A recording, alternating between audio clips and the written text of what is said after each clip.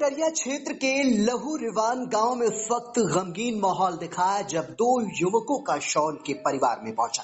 आपको बता दें कि मंगलवार की देर शाम सड़क हादसे का शिकार हुए 3 युवक, जिसमें तीनों ने अपनी जान गंवा दी। उनमें से 2 अटरिया थाना क्षेत्र के रहने वाले थे तो एक बाराबंकी जिले का, जिनके शव आज जब घर पहुंचे तो उनके परिजन जिस तरह से बिलख रहे थे, रो रहे थे, गांव में मात्र शिस्कियां ही सुनाई दी। फिलहाल उस वक्त का मंजर क्या था, इसे जानने के लिए फोन लाइन पर हम सीधे जुड़ेंगे वीटीवी न्यूज के संवाददाता गोविंद राज जी के पास। गोविंद जी, क्या उस वक्त का मंजर था जब ये दोनों युवकों के शव उनके परिवार के पास पहुंचे, गांव में पहुंचे?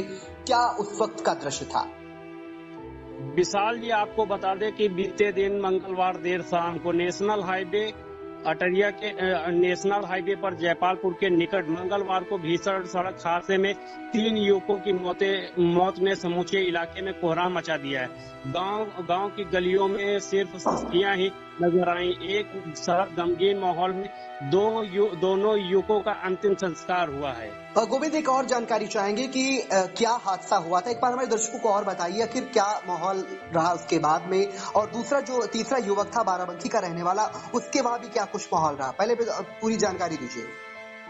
हाँ विशाल जी, बताते चले कि अमित अवस्थी, उम्र करीब 18 वर्ष, पुत्र कैलाशनाथ निवासी लहूरिवान थाना अटरिया, जो गांव के ही अपने दोस्त तनिष गुप्ता 19 वर्ष, पुत्र गोविंद गुप्ता के साथ मंगलवार शाम इटौंजा अपने ममेरे भाई राहुल शुक्ला, उम्र 18 वर्ष, पुत्र राकेश शुक्ला निवासी बजगाहनी थाना गुमटेर, जनपद सीता बाराबंकी से लेकर बाइक से अपने गांव लहूरिवान जा रहा था। तभी मंगलवार शाम 4 बजे हाईवे पर जयपालपुर के सामने तेज रफ्तार रोडवेज बस संख्या यूपी 31 BT 0854 ने बाइक सवारों को रौंद दिया था।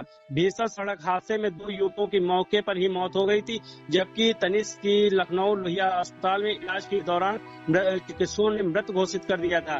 भीषण सड़क हादसे में जान गंवाने वाले 3 युवकों आपस में परम मित्र थे। बुधवार को जब लहूरिवान के अमित और तनिष दोनों मित्रों के शव लहूरिवान गांव पहुंचे तो परिवार सहित पूरा गांव इलाका रो उठा। परिजनों ने दोनों के शवों का एक साथ अंतिम संस्कार कर दिया है। उधर राहुल के परिजनों ने बजगाहनी बाराबंकी में अभी अंतिम विदाई दी है। जी बिल्कुल, आपको बता दें कि दुखद घटना थी सीतापुर के अटरिया थाना क्षेत्र से, जहां पर कल शाम भीषण सड़क हादसे में तीनों युवकों ने अपनी जान गंवाई थी।